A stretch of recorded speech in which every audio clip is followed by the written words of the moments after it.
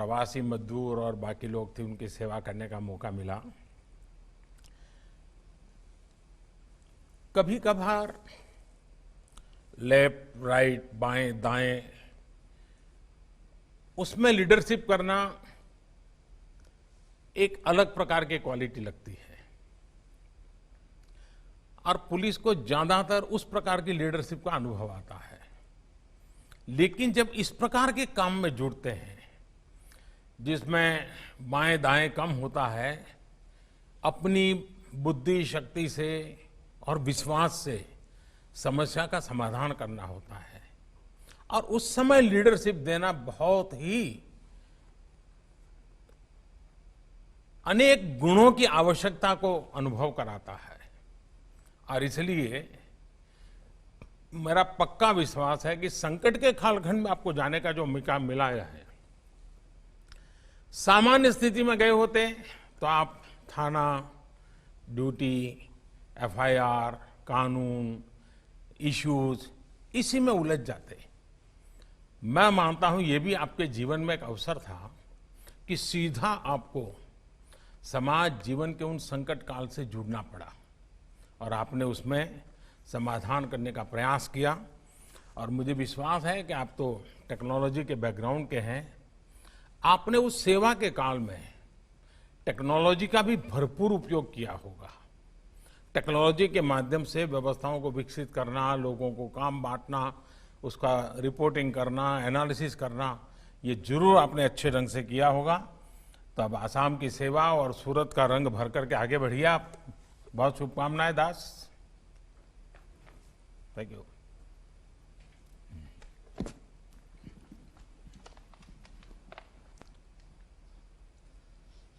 जय हिंद सर। जय हिंद सर, मेरा नाम तनुश्री है और मुझे जम्मू एवं कश्मीर का आर्डर एलोकेट हुआ है। मेरी district practical training sir Srinagar में हुई थी। इंटेलिजेंस और फोर्सेस का यूज करते हुए पुलिस कैसे आतंकवादी गतिविधियों से लड़कर देश की सुरक्षा में कार्य कर रही है, इस बात का प्रत्यक्ष प्रमाण मुझे मिला देखने को। वहां पे सर काउंटर टेररिस्ट ऑपरेशन में भी पार्ट लेने का मौका मिला मुझे। सिक्योरिटी फोर्सेस सर एक जुनैद सहराई नामक आतंकवादी को काफी लंबे समय से पकड़ने का प्रयास कर रही थी। जुनैद हिजबुल मुजाहिदीन में कमांडर था और वैली में रिक्रूटमेंट का कार्यभार संभालता था।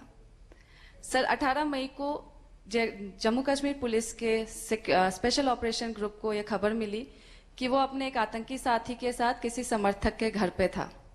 तो तुरंत ही पुलिस, एसओजी और सीआरपीएफ की एक टीम ने योजना बनाकर घर को घेरा और आतंकियों को पकड़ने की कोशिश की। जैसे ही सर हम घर के अंदर गए, आतंकियों ने हमारे ऊपर फायरिंग शुरू की, जिसमें हमारा एक जवान भी घायल हो गया। सर पर्सनली मेरे लिए काफी भयभीत करने वाला क्षण था, बट जैसा कि हमारे जवान और टीम ने साहस दिखाया, ना कि सिर्फ घायल जवान को सुरक्षित स्थान पे पहुंचाया, बल्कि ऑपरेशन को तब तक चालू रखा जब तक हमने दोनों टेररिस्ट को न्यूट्रलाइज नहीं किया। सर चूंकि यह घर शहरी जगह पे स्थित था, इसीलिए पुलिस को काफी और कठिनाइयों का भी सामना करना पड़ा, जैसे आमजन की रक्षा और कोई लॉ एंड ऑर्डर की सिचुएशन और ना डेवलप हो सके, इसका भी ख्याल रखना।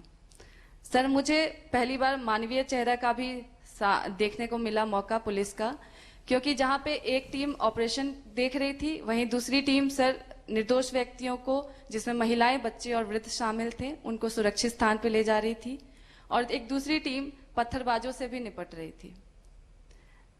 सर मेरे लिए यह पुनः पुष्टि हुई थी कि देश की आंतरिक सुरक्षा और निर्दोष व्यक्ति की सुरक्षा में अगर एक पुलिसकर्मी को अपनी जान की भी बाजी लगानी पड़े तो यह हमारे लिए प्राथमिकता होती है। तनुश्री, आप मूल कहाँ से हैं? सर मैं बिहार से हूँ सर। और पढ़ाई क्या हुई आपकी? सर मैंने निफ्ट गांधीनगर से टेक्सटाइल डिजाइन में स्नातक किया। आप भी गुजरात में जाकर के आई हो? Yes sir. तो ये टेक्सटाइल और टेरर कैसे गुजारा करोगी? सर ट्रेनिंग अच्छी मिली है सर, कर लूंगी। देखिए, टेक्सटाइल में धागे जोड़ने होते हैं और टेरर में धागे खोलने होते हैं। तो बहुत ही तो अलग अलग पहलू के काम करने पड़ेंगे आपको। Yes sir. चलिए, मैं थोड़ा पुलिसिंग के सिवाय अब मेरा मन करता है मैं आपसे बात करूं। ये ठीक है कि जो हम रोज अखबार में पढ़ते हैं, लगातार टेरर की घटनाएं, वही मेन न्यूज होते हैं। इसके सिवाय भी इस पूरे क्षेत्र की विशेषता है, चाहे जम्मू हो, लद्दाख हो, बेली हो, करगिल हो। और मेरा सौभाग्य रहा है कि मुझे काफी समय वहां काम करने का मौका मिला है किसी समय। सचमुच में बहुत ही अच्छे लोग हैं, बहुत ही प्यारे लोग हैं। और मुझे विश्वास है कि हम सबके प्रयासों से उनकी जो खुशनुमा जिंदगी है वो हम वापस ले पाएंगे।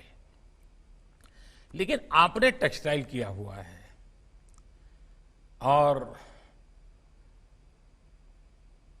कश्मीर की ये ताकत है, कश्मीर की विशेष ताकत है। आप बैठिए तनुश्री, आप बैठिए।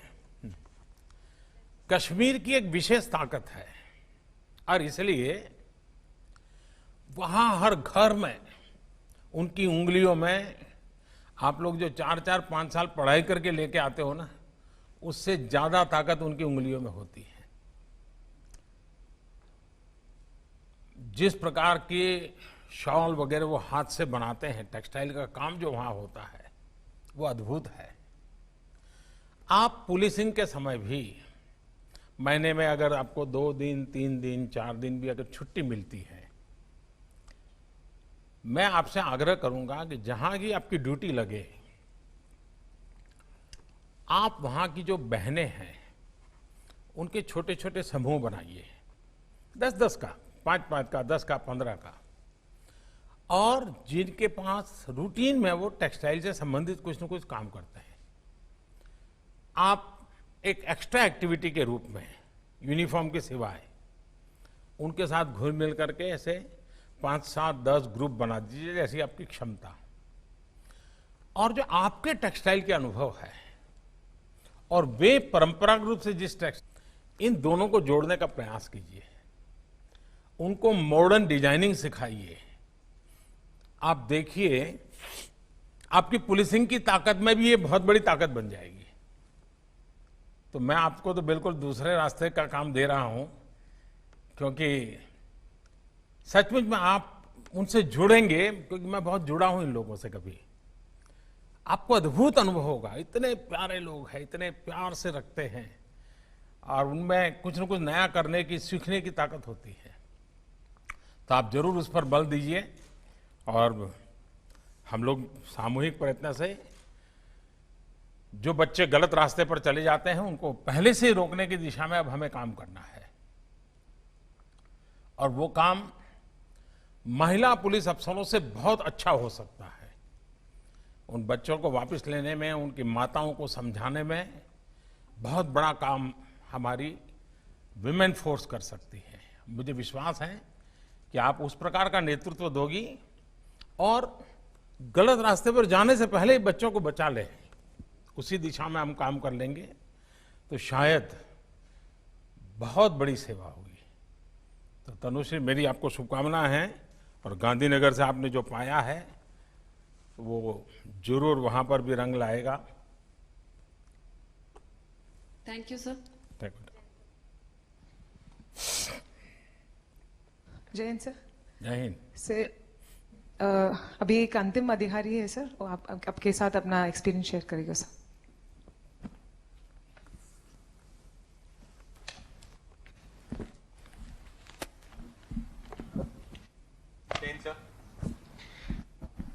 सर, मैं ओम प्रकाश जाट, राजस्थान के नागौर जिले का निवासी हूं सर, और मुझे गुजरात कैडर आवंटित हुआ है। और कोरोना महामारी के दौरान मेरी फील्ड ट्रेनिंग गुजरात के वलसाड जिले में हुई थी सर। सर, इस महामारी के दौरान हमने देखा आपने ये तनुश्री और दास के पास से गुजरात जान लिया कि नहीं जान लिया? सर जाना सर, जो है मैंने खुद भी जाना, इनसे भी जाना और मेरे गुजराती दोस्तों से भी जाना सर। अच्छा, सर इस महामारी के दौरान क्योंकि वलसाड एक प्रमुख औद्योगिक केंद्र है तो बहुत सारे माइग्रेंट वर्कर्स वहाँ रहते थे सर। तो इन माइग्रेंट वर्कर्स को ना सिर्फ स्वास्थ्य संबंधी चुनौतियों का सामना करना पड़ा था बल्कि इनको बेरोजगारी और भूखमरी का भी संकट इन पर आया था। तो ऐसे समय में आपके मार्गदर्शन में वलसाड पुलिस ने बाकी प्रशासन की इकाइयों के साथ मिलकर बहुत ही संवेदनशीलता और सक्रियता के साथ काम किया था। सर इसमें मैंने ये सीखा कि एक खाकी के पीछे छुपा हुआ एक संवेदनशील इंसान मुसीबत के समय बियॉन्ड कॉल ऑफ ड्यूटी जाकर जनता की हर तरह की समस्याओं का समाधान करने के लिए 24 घंटे तत्पर रहता सर। आपकी सुशासन की परिकल्पना के अनुसार किसी भी जनता की हर समस्या के लिए एक सिंगल पब्लिक इंटरफेस होना चाहिए।